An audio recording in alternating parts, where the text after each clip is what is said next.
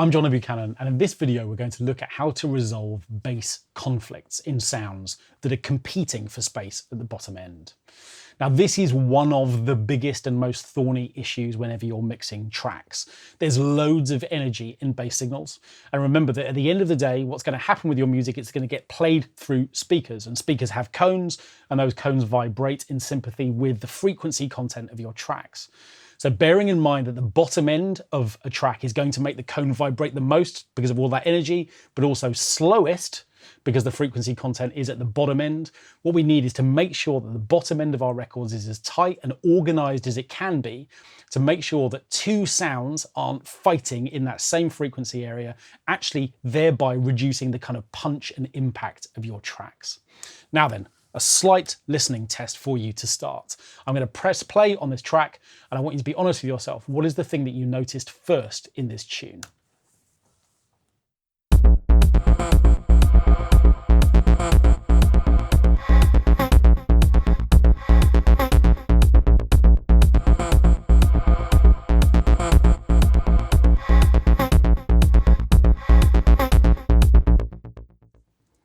Okay, well, if you are honest with yourself, I would suggest that probably the answer is these little chopped up vocal phrases.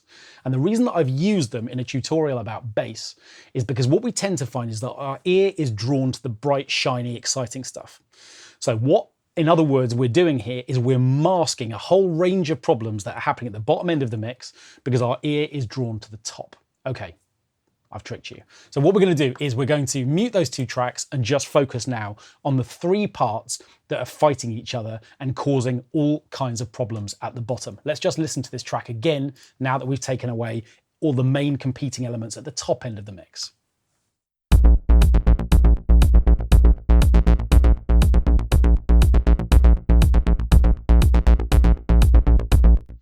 Okay, so straight away you can hear that we've got this massive kind of conflation, this coming together of lots of frequencies at the bottom end of the mix. And the reason for that is because we've actually got three parts that are very bass heavy. Now the first one of those is this sequence part.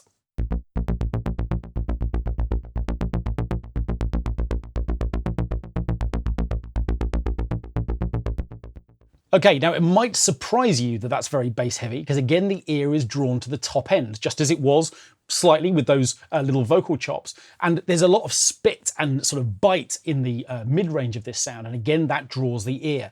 But underneath that there's loads of bass too. So that's the first part that we're going to need to address. The second one is much more straightforwardly a bass line.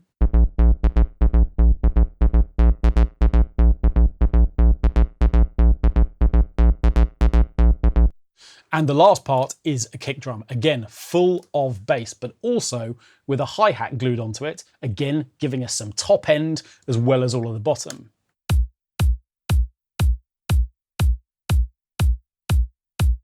Okay, so how do you go about the process of deciding how to sculpt the bottom end of a mix? How do you make a decision about which sounds are going to have all of that energy and which ones are maybe going to be slightly attenuated or dropped down in volume around the problem areas in order to make space for another sound? Well, that's the first thing to say. The first thing to say is which of these sounds do you want have to run the show at the bottom end of the mix?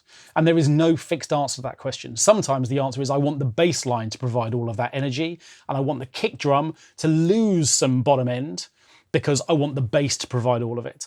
Probably slightly more often, we tend to make the decision that the kick drum is going to be the most important thing, and it's going to just punch holes in everything else to make sure that the bottom end is rounded and smooth, and that's definitely the approach that I'm going to take here. I'm going to focus on the kick drum and the bass line first of all, and we'll worry about the sequence afterwards. Okay, so what I'm going to do is I'm going to put an EQ, Logic's channel EQ, on this, this bass line, and I'm going to do the same thing here with our kick drum. Here is in fact the EQ that's already sitting on top of the kick drum. So here's the bass line and here is the kick drum, and you can see that there's a little bit of EQ already been added to this sound. Now what I'm going to do is to press play again. We'll just put a loop around the first four bars, and what we're going to do is to look at Logic's analyzer, which is going to superimpose the waveform of the sounds which are being generated so we can actually see what their frequency content is, and we're going to see whether or not particularly active parts at the bottom end are operating in the same frequency groups.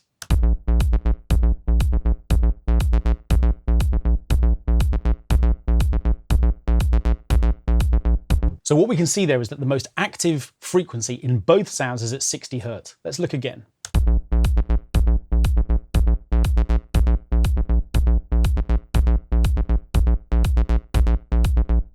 Okay, now we can see the waveforms on top of those, that core frequency is very different in both sounds, as you expect. One's a kick drum and one's a bass line.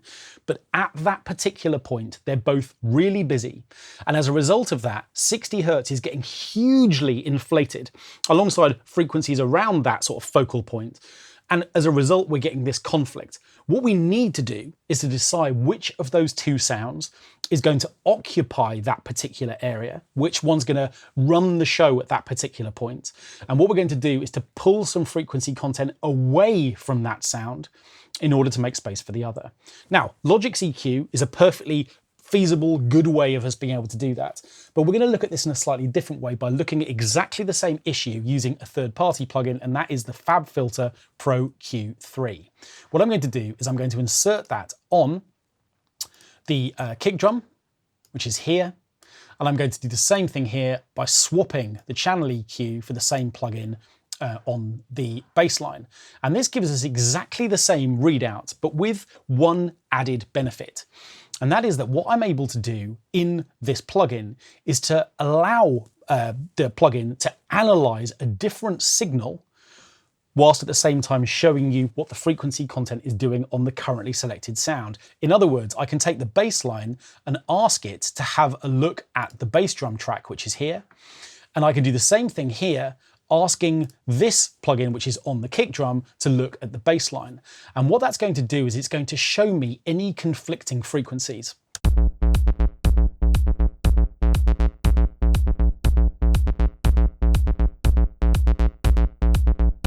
Okay, and this red area, which has been highlighted, is showing me that really clearly. These are the areas where both of these sounds are hugely active, and as a result, they're fighting one another.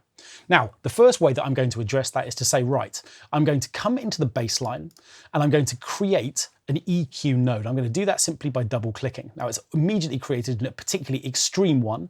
So what I'm going to do is just slightly rein that in using this plugin. This is first of all creating a sort of center frequency where I can create a volume drop.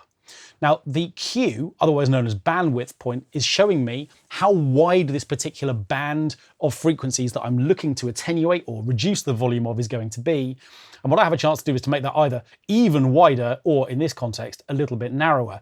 I don't want to completely kill this bass line. I simply want to take the point where the conflict is occurring and attenuate it to leave more room for those frequencies in the kick drum. Let's see if this is beginning to help.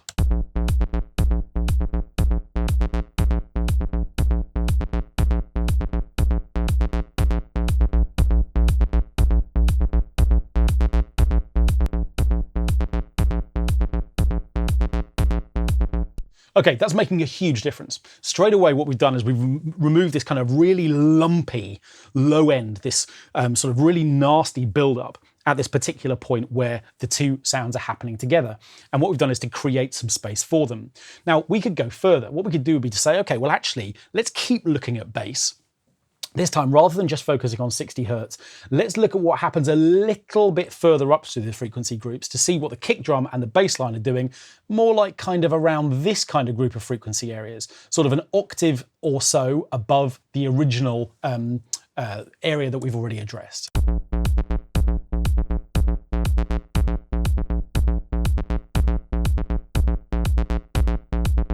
Now, what we can see in the frequency groups here is that the bass line is doing something really important at this point. If I put a point there, what we'll discover is that we're talking about a frequency of about 180 Hz, okay? So we've now got another sort of frequency node where the bass line is doing something really busy, and probably something quite important, something that's going to be quite interesting within that sound, something providing a lot of drive. In fact, within this plugin, if what we do is we just solo this sound, what I can actually do is to solo this band and hear it by itself so we can hear exactly what it's doing.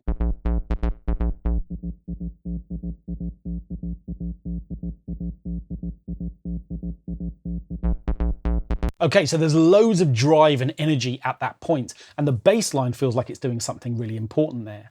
So what I'm going to do is to come across to the kick drum, which was given the freedom to do whatever it liked at 60 hertz, because I want the kick drum to be doing something important in that point. But what I'm going to do is to do the opposite of what we did before. I'm going to come and find that frequency within the kick drum, and I'm going to slightly reduce the volume of the frequency bands in the kick drum at this point to leave space for the bass line at that particular point in this group of frequencies instead. Okay, and what I'm going to see, I'm just monitoring to see whether or not that's doing something important within the kick drum. I think we're not going to miss that too much if we lose that frequency. Let's put them in together.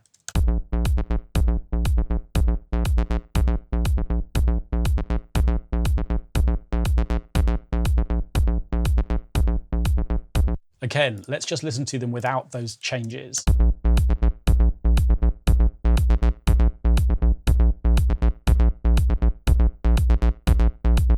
Okay, great. So that's much, much better than it was before. We've suddenly got a little bit more control than we had. Now then, what we're going to do next is to look at this sequence part. As I said when we listened to it the first time, again, it draws the ear at the top end because we hear all that sort of mid-range. And actually, the reason why I put this sound in this piece is because I like the drive that comes from that. What I don't need is all of the bottom end. I've got that coming from the kick drum and I've got it coming from the bass line. I don't need it within this sequence sound. But what you're going to discover is that loads of the sounds within your project contain bass that maybe you're not even thinking about. Low toms. We like those for the punch and power they provide in this kind of mid-range area. They've often got masses of bass in them.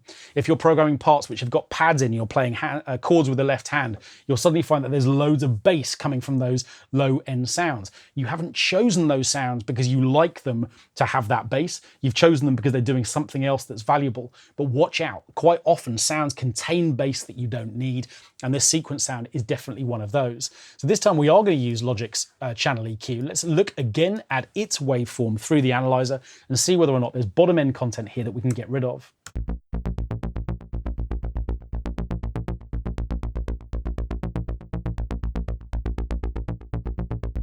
Look at that, its loudest frequency is at 60 hertz. So what we're going to do is we're going to actually use a high pass filter on this sound. Now that seems like a really extreme choice. Whenever people talk about high pass filters, we tend to think about sort of EDM style tricks where we get all of the kind of fizz at the top end. But of course, a high pass filter, all that really means is we're letting frequencies through above that frequency. And if we set the threshold at which that process is going to start right down at the bottom, actually the sound's not going to sound that different. At the moment, we're still letting through every single frequency. But the moment I just slightly increase this up to around the kind of 60 hertz mark, what we're doing is we're scooping out any frequencies below that point, which actually I don't want.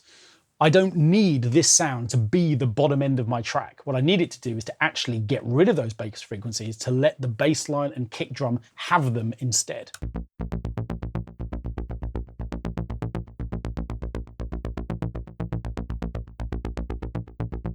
Okay, now that sound doesn't actually sound that different, and that's because our ear is drawn to the higher frequencies within it.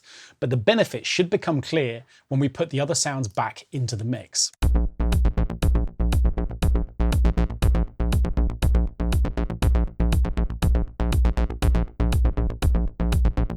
Sure enough. And actually the bits of the sound that I'm interested in here are these sort of frequencies much nearer 1 kilohertz where it's all a bit spitty. So what I'm going to do is to turn those up a little bit just to tell this sound that what I want it to do is to operate much higher up within the frequencies, the active frequencies.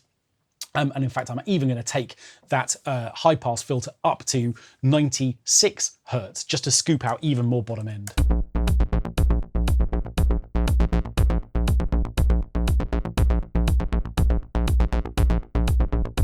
Okay, there's one more thing I can do in order to make sure that I'm establishing a relationship between the kick drum and the bass line that's one of dominance. It's basically saying, okay, this sound takes priority when the two sounds happen at the same time.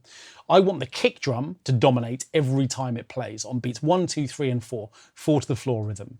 But the bass line, which is busy, I want it to play its full strength in all of the gaps between those individual hits. So effectively what I need to do is to create this relationship between the two sounds where one sound is dominating the other. And the way that I'm going to do that is with compression. I'm going to put a compressor on the bass line. and I'm going to ask it to respond to the bass drum in order to determine how its dynamics are going to work. Here's how that might work. So I'm going to take my bass line and I'm going to put Logic's compressor on it. And I'm going to choose the algorithm that I want to use, which is the Studio FET model. And then what I'm going to do is I'm going to choose what's called a sidechain input source. I need to go and find my bass drum. I'm using kick drum 1, which is here. And by selecting this instrument, what I'm doing is I'm basically saying, right, I want you, the compressor, to respond to every time you hear the kick drum arrive at the input. What I'm then going to do is to start configuring the compressor itself. I don't want automatic gain. And what I do want to do is to make sure that I've got a threshold which is low enough to receive that kick drum, and then ratio, which is going to control how much volume ducks every time the signal comes in. Let's just solo these two sounds and we should begin to hear a relationship being established between them.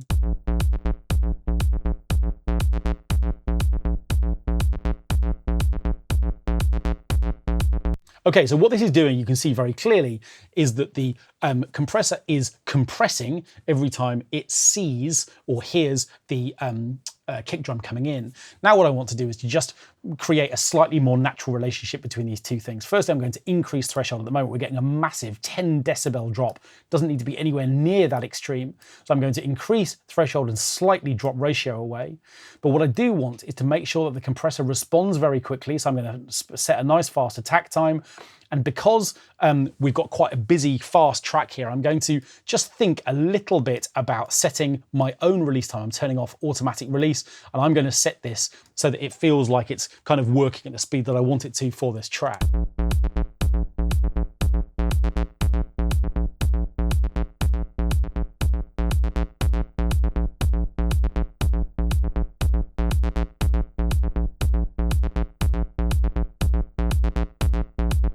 Okay, so now what we've got is much more space for the kick drum than we had before. Effectively now, every time it plays, the bass line backs off. And what I've done is to set a relatively quick release time so that the bass line recovers fast and fills in the gaps between each of those individual kick drums. Now then, if we put the sequence back in as well, this is what our track sounds like. Then what we're going to do is to take out all of the plugins that we've inserted and remind ourselves where we started.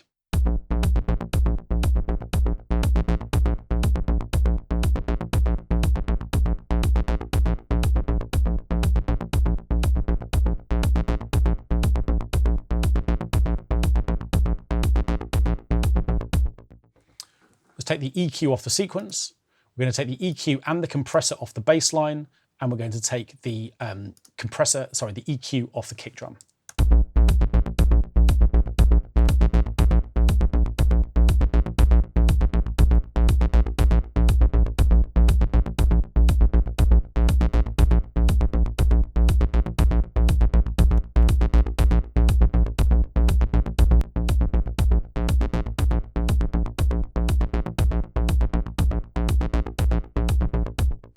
Now let's put in the other two elements as well by turning all the solos off and putting these back in.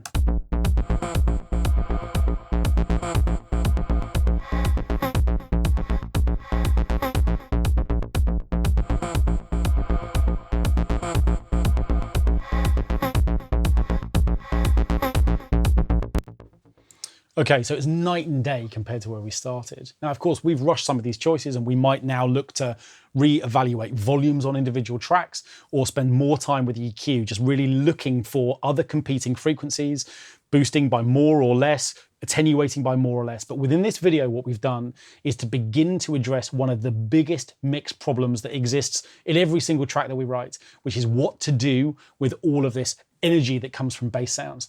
Sometimes we program bass parts on purpose, looking for that bottom end energy. And sometimes we end up adding sounds to our mixes which contain bass we didn't even know was there. What we need to do always in all of the sounds that we're working with is to make sure that bass is properly managed. And we've looked at that in a few different ways. We've looked at EQ finding frequencies that conflict between two different sounds and deciding which one of those is going to continue to play at full volume in all frequency areas and which one maybe is going to just suffer a little bit of a volume drop in order to make space for that other one. And what we've also done is to look at compression. Using sidechain compression, we can say that this sound dominates this one, producing a volume drop every time that other sound plays. And in both of those approaches, both with EQ and with compression, what we've done is to create space for bass where we want it.